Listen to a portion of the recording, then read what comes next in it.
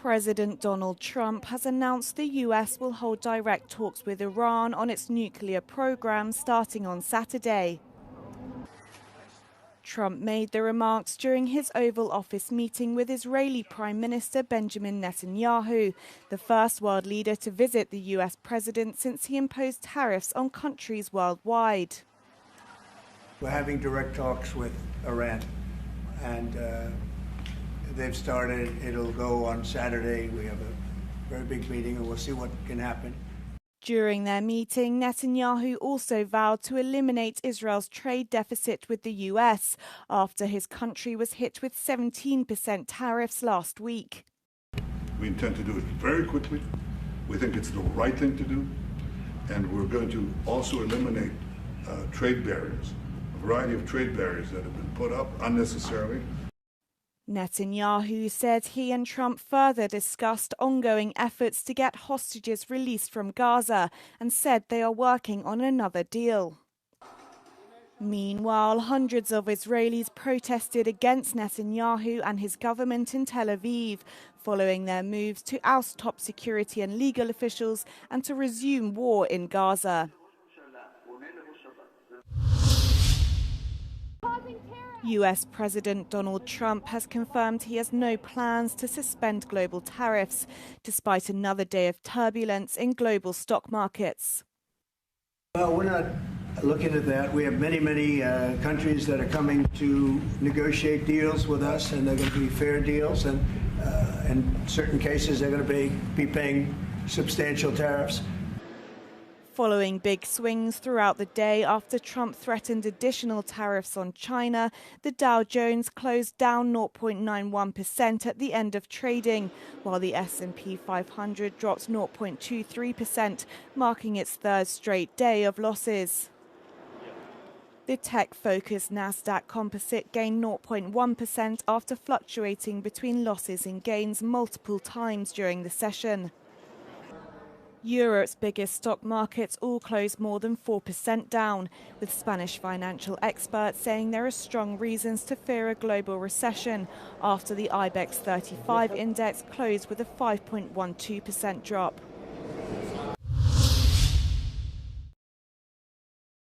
European trade ministers met in Luxembourg to weigh possible steps in response to global tariffs imposed by US President Donald Trump.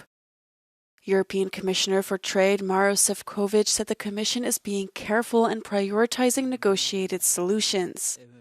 This introduces a lot of uncertainty, lack of predictability, inflation fears, and the fact that tariffs are in the end the taxes which will be paid by the businesses, but especially by the final consumers.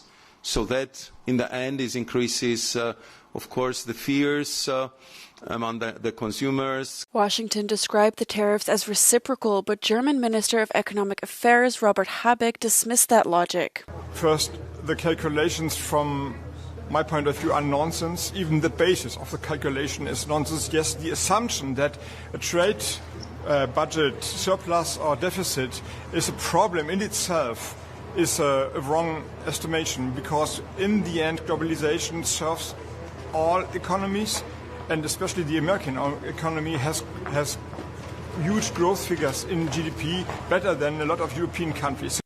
The impact from Trump's tariff hikes has reverberated across world markets as global stocks plunged on Monday. The European Commission is offering the U.S. a 0-for-0 deal to remove tariffs on all industrial goods.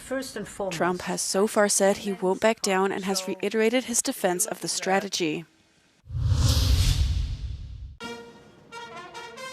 French President Emmanuel Macron has called for the return of a ceasefire in Gaza after meeting with his Egyptian counterpart Abdel Fattah el-Sisi in Cairo.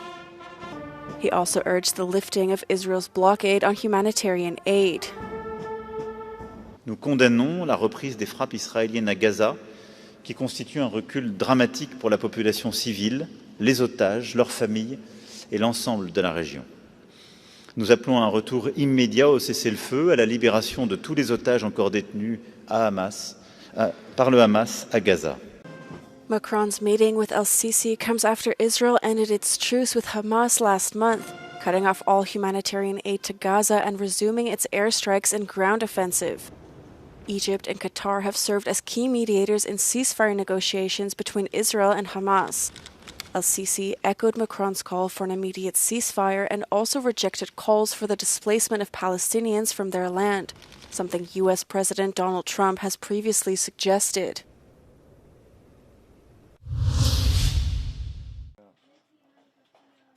The Netherlands has launched a so-called weed experiment in 10 municipalities, meaning coffee shops will only sell legally grown cannabis. The almost 80 participating coffee shops will no longer buy from illegal growers in a move the Dutch government hopes will regulate the production and sale of cannabis. Ja, dat gaat heel erg goed. Daar zijn we echt heel erg blij mee. Het zijn mooie, schone producten. Ik denk dat het de gedoogde variant zelfs overtreft. 10 companies are allowed to supply cannabis to coffee shops in the test municipalities. Preparations for the scheme first started in 2017, but it wasn't until the end of 2023 that legal weed went on sale for the first time. Een belangrijke voorwaarde is dat de keten volledig transparant en inzichtelijk is. Dus dat we het product kunnen volgen in een gesloten keten van het zaadje tot en met het zakje. In addition to the quality, the effect on crime and public health will be measured during the experiment. The 80th anniversary of the liberation of the Buchenwald concentration camp was commemorated with a ceremony in the German city of Weimar. It was attended by the country's former president, Christian Wolff. In a speech at the event, he warned against radicalization and a worldwide shift to the right.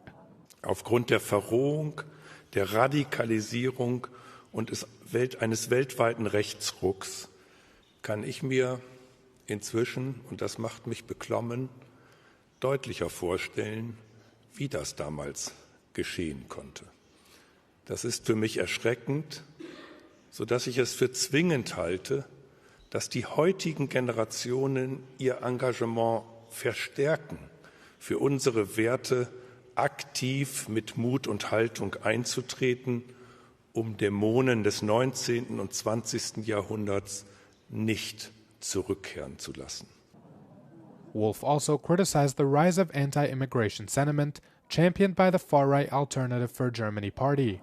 The former president, who belongs to the Christian Democratic Union, called for active commitment to democracy and the preservation of humanity. The Buchenwald concentration camp was established in 1937. At its peak, the camp and its satellites housed close to 300,000 inmates. More than 55,000 of its prisoners were killed by Nazis or died as a result of hunger, illness, or medical experiments. The camp was liberated on the 11th of April 1945.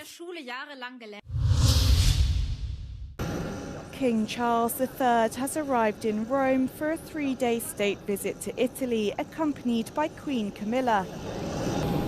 It marks his first overseas trip since his brief hospital stay for cancer treatment side effects, and will include the first address to the Italian Parliament of a British monarch, meetings with Italy's President and Premier, and a trip to Ravenna to commemorate the city's 80th anniversary of liberation. Charles had been set to meet with Pope Francis, but this was postponed by mutual agreement due to the Pope's recent hospitalization with double pneumonia. While in Rome, Charles is expected to emphasize the strong ties between Britain and Italy as NATO allies, at a time when European nations are working to bolster support for Ukraine. The visit will also feature a joint flyover of Rome's historic centre by the Italian Frecce Tricolori and the RAF Red Arrows.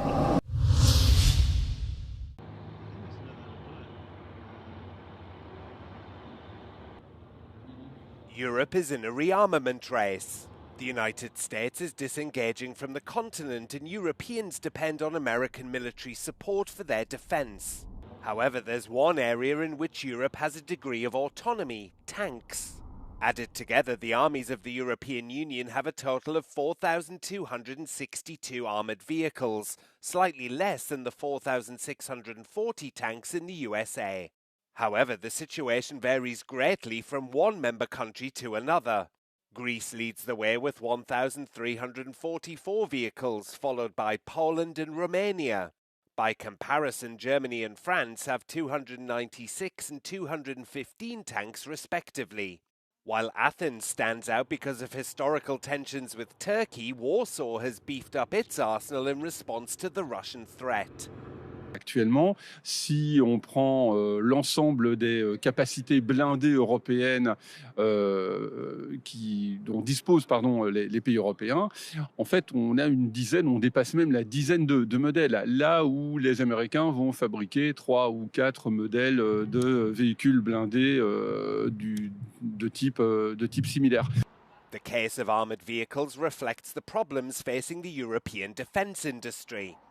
The market is highly fragmented, with several companies and several models, such as the French Leclerc tank and the German Leopard.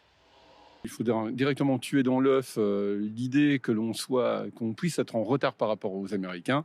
Nous avons en Europe à la fois les savoir-faire, les bureaux d'études, nous avons les technologies, les recherches scientifiques qui permettent de présenter des matériels qui sont au même niveau que ceux des États-Unis.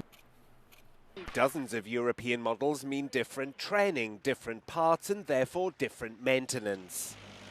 The question of standardizing equipment has been raised for many years. But behind this production lies issues of sovereignty, employment, and economic activity that European capitals don't seem ready to give up.